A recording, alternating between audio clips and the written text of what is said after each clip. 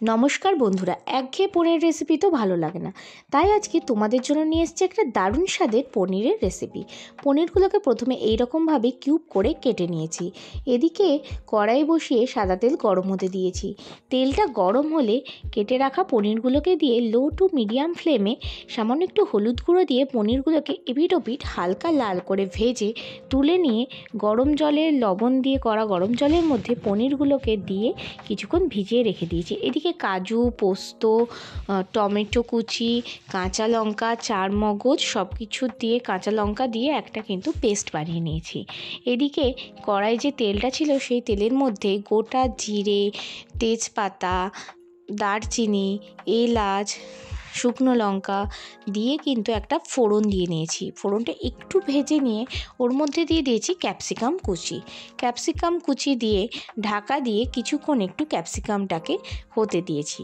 তারপরে ক্যাপসিকামটা একটু ভাজা ভাজা মতো হলে, খুব একটা বেশি না, একটু হালকা ভাজা হলে ওর মধ্যে দিয়ে দিয়েছি হলুদ গুঁড়ো দিয়ে একটু নেড়ে চেড়ে নিয়ে যে মশলাটা করে রেখেছিলাম সেই মশলাটা কিন্তু এর মধ্যে দিয়ে দিয়েছি।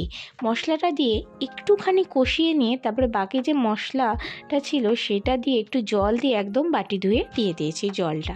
তারপরে সেই জলটা সমেত একটু ফুটে উঠলে ওর মধ্যে একে একে বাকি জিনিসগুলো দিয়েছি। সেটা হচ্ছে স্বাদ অনুযায়ী লবণ, তারপরে একটু কালারের জন্য কাশ্মীরি লঙ্কার গুঁড়ো, আর দিয়েছি সামান্য পরিমাণ চিনিটা দিলে কিন্তু স্বাদের একটা ব্যালেন্স হয়। তারপর এরকম করে ভালো করে কিন্তু নেড়ে চেড়ে নিয়েছি, একটু ফুটতে দিয়েছি।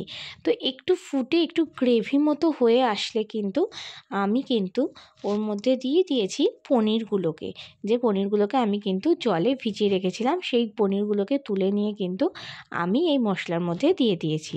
তারপর মশলার সাথে পনিরটাকে কিন্তু ভালো করে মাখিয়ে নিয়েছি। আঁচ কিন্তু একদম কমিয়ে দিয়ে তোমরা কিন্তু এই রান্নাটা করবে। তো দেখো পনিরটাকে কিন্তু ভালো করে এইভাবে মশলার সাথে মিশিয়ে নিয়েছি। তারপরে কিন্তু আমি এখানে যে পনিরের যে বাকি যে জলটা ছিল, যেখানে আমি পনিরটা ভিজিয়ে রেখেছিলাম, সেই জলটাও কিন্তু আমি এর মধ্যে ঢেলে দিয়েছি।